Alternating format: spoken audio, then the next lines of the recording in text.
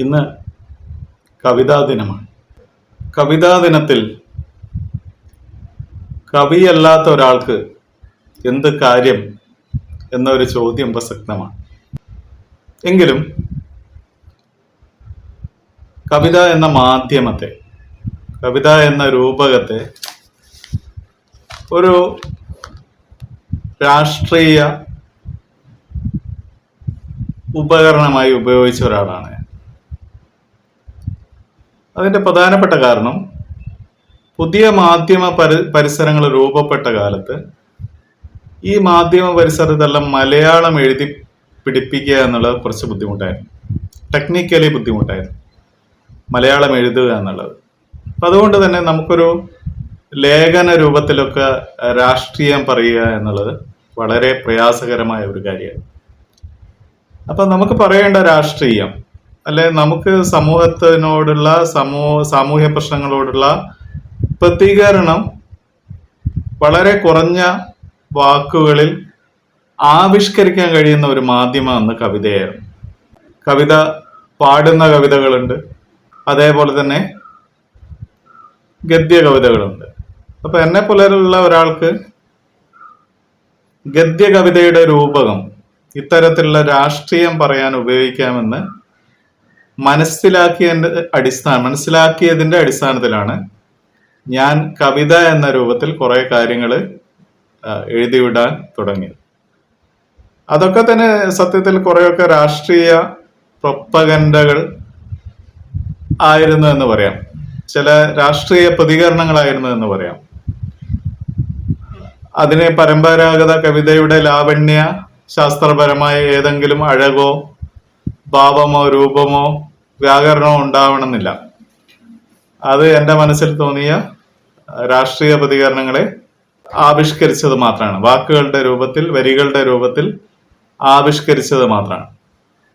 അങ്ങനെ ആവിഷ്കരിച്ച നവമാധ്യമങ്ങളിൽ കൂടുതലും അത്തരത്തിൽ ആവിഷ്കരിച്ച കവിതകൾ എന്ന് വിളിക്കാവുന്നത് ഞാനൊരു പുസ്തക രൂപത്തിൽ പ്രസിദ്ധീകരിക്കുകയുണ്ടായി. അതൊരു പുസ്തകം നമ്മുടെ പേരിൽ ഉണ്ടാവണമെന്നുള്ള ഒരു അതിമോഹമാണ് സത്യത്തിൽ അത്തരം ഒരു പുസ്തക പ്രസിദ്ധീകരണത്തിലേക്ക് നയിച്ചത്. മനസ്സിലിരിപ്പ് എന്ന പേരിൽ ആണ് ആ കവിതാ കളക്ഷൻ പ്രസിദ്ധീകരിച്ചത്. അത് പ്രസിദ്ധീകരിച്ചത് ഡോക്ടർ സോമൻ കടലൂർ മാഷിന്റെ നേതൃത്വത്തിലുള്ള പ്ലാവില എന്നുള്ള ഒരു പബ്ലിക്കേഷൻസ് ആണ്. വർഷങ്ങൾക്ക് മുമ്പാണ്. അപ്പൊ തുടർന്ന് ആ പ്രസിദ്ധീകരണത്തിന് ശേഷവും കുറെ കാലം കൂടി ഈ രൂപത്തിൽ എൻ്റെ രാഷ്ട്രീയ ചിന്തകൾ, ദാർശനിക ചിന്തകൾ, പാരിസ്ഥിതിക ചിന്തകളൊക്കെ ഈ കവിത എന്ന പേര് വിളിച്ച് ഞാനത് വ്യത്യസ്ത മാധ്യമങ്ങളിലൂടെ പറയുകയുണ്ടായി. പിന്നീട് നവമാധ്യമങ്ങളിൽ നമുക്ക് ലേഖനങ്ങളൊക്കെ എഴുതാൻ കഴിയുന്ന രൂപത്തിലേക്ക് മാറിയ സമയത്ത്, സാങ്കേതിക വിദ്യ മാറിയ സമയത്ത്, മലയാളം കൂടുതൽ എഴുതാൻ പറ്റുന്ന ഒരവസ്ഥയിലേക്ക് മാറിയ സമയത്ത് ഞാൻ കവിത എന്ന രൂപകം ഉപയോഗിക്കുന്ന കുറയുകയും ലേഖന രൂപത്തിൽ കാര്യങ്ങൾ പ്രസന്റ് ചെയ്യാൻ ആരംഭിക്കുകയും ചെയ്തു. അപ്പൊ അതോടുകൂടി ഈ കവിതയോടുള്ള ഭ്രമം അങ്ങനെ മെല്ലെ മെല്ലെ കുറഞ്ഞു. കാരണം ഞാൻ കവിത വായിക്കുന്ന ആളൊന്നല്ല. കവിതയോട് അങ്ങനെ കവിത ഭീകരമായി വായിച്ച് ആസ്വദിക്കുന്ന ഒരാളൊന്നും ആണ് എന്ന് പറയാൻ പറ്റില്ല. കാരണം എനിക്ക് കുറച്ചുകൂടി കഥകളും നോവലുകളാണ് വായിക്കാൻ ഇഷ്ടം. ആ ഗണത്തിലുള്ള ക്രിയേറ്റീവ് റൈറ്റിങ്സിൽ കഥയും നോവലുകളൊക്കെയാണ് ഞാൻ കൂടുതലായിട്ട് വായിച്ചിട്ടുള്ളത്. കവിത അങ്ങനെ വായിച്ച് ആസ്വദിച്ചിട്ടുള്ള ചരിത്രം പറയണം. എന്നാൽ കേട്ടാസ്വദിച്ചിട്ടുണ്ട്.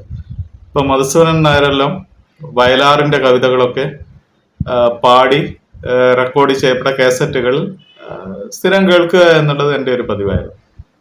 എൻ്റെ വീട്ടിൽ അതിൻ്റെ ഒരു കളക്ഷൻ തന്നെ ഒരു കാലത്ത് ഉണ്ടായിരുന്നു. മധുസൂദനൻ നായരുടെ വയലാർ കവിതകളുടെ ഒരു വലിയ കളക്ഷന് ഉണ്ടായിരുന്നു. ONVയുടെ കവിതകളുടെ കളക്ഷൻ ഉണ്ടായിരുന്നു. അപ്പൊ അതൊക്കെ കേൾക്കുക എന്നുള്ള കാര്യത്തിൽ താല്പര്യം ഉണ്ടായിരുന്നു. പക്ഷെ വായിക്കുക എന്നുള്ള കാര്യത്തിൽ, കവിത വായിക്കുക എന്നുള്ള കാര്യത്തിൽ എനിക്ക് അത്രത്തോളം താല്പര്യം ഉണ്ടായിരുന്നില്ല എന്ന് പറയാം. അതാണ് ഞാനും കവിതയായിട്ടുള്ള ബന്ധം എന്ന് പറയുന്നത്. അപ്പൊ ഇന്ന് കവിതാ ദിനമായതുകൊണ്ട് ആ പഴയ കവിത എഴുത്തിന്റെ ഒരു പരിശ്രമങ്ങളുടെ ഓർമ്മകൾ വെറുതെ മനസ്സിലേക്ക് വന്ന സമയത്ത് ഇപ്പൊ ഒരു 10 മിനിറ്റ് മുമ്പേ വെറുതെ കുത്തി കുറിച്ച കുറെ കാര്യം. അന്നും ഞാനൊരു കവിയല്ല, കവിത എഴുതാൻ എനിക്കറിയില്ല, ഇന്നും അത് എഴുതാൻ അറിയില്ല.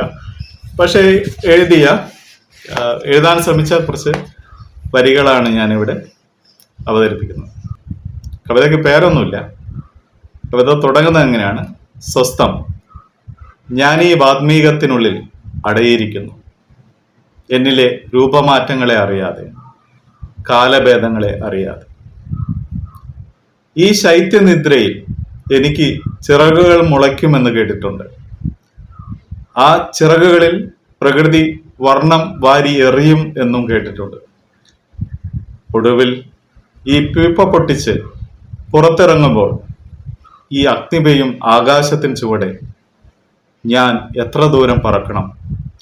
സപ്തവർണ്ണങ്ങൾ പുഷ്പങ്ങളായി വിടർന്നിരിക്കുന്ന ആ സൗഗന്ധിക ദേശമണയാൻ. അറിഞ്ഞതെല്ലാം വായിക്കാനാവാണ്. വിറങ്ങലിച്ചു പോയ ഈ ഉടലിൽ ജീവന്റെ അവസാന തുടിപ്പുകളെ നിലനിർത്താനുള്ള ചിന്താശേഖരങ്ങൾ. പുഴുവായി ഭക്ഷിച്ചതൊന്നും ഇനിയും എരിഞ്ഞു തീർന്നിട്ടില്ല. ഉള്ളുകാളാതിരിക്കാനുള്ള മയക്കം മാത്രമാണിത്. പീപ്പയായി അവസാനിക്കുന്നത് തന്നെയാണ് ഉചിതം. കാലാന്തരങ്ങളിലേക്ക് കരുതി വെക്കാവുന്ന ഫോസിലായി. ഒരു പുതിയ ലോകം വരും, പുതിയ കാലം പിറക്കും.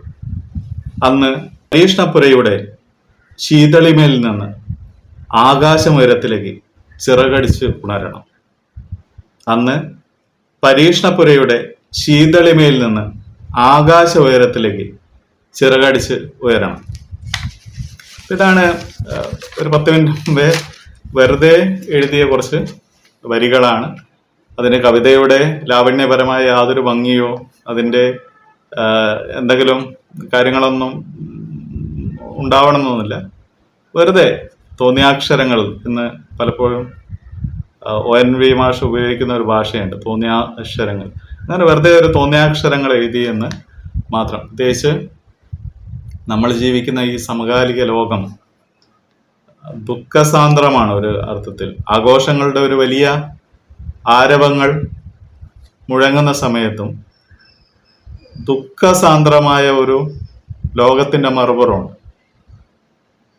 ആ മറുപുറത്ത് കത്തിയമരുന്ന കുഞ്ഞുങ്ങളുണ്ട്. അവർക്ക് ജീവിക്കാൻ കഴിയാതെ പോയ ഒരു ലോകമുണ്ട്. ആ ലോകം നമ്മുടെ ഉള്ളിൻ്റെ ഉള്ളിൽ എവിടെയോ ഒരു വേദനയായി നിറഞ്ഞു നിൽക്കുന്നുണ്ട്. അത്തരം വേദനകളെ ആവിഷ്കരിക്കുന്നതാണ് പലപ്പോഴും കവിതകളായി പിറക്കുന്നത്. അങ്ങനെയാണ് അത്തരം വേദനകളെ ആവിഷ്കരിക്കുമ്പോഴാണ് ഒരാൾ പലപ്പോഴും കവിയായി മാറുന്നത്. കവിക്ക് വേദനയോട് പക്ഷപാതിത്വമുണ്ട്, വേദനിക്കുന്ന മനസ്സുകളോടുണ്ട് പക്ഷപാതിത്വം. ആരും പരിഗണിക്കാത്ത മനുഷ്യന്മാരോടുണ്ട്. അതാണ് കവിയുടെ രാഷ്ട്രീയം എന്ന് പറയുന്നത്. എല്ലാവർക്കും കവിതാ ദിന ആശംസ.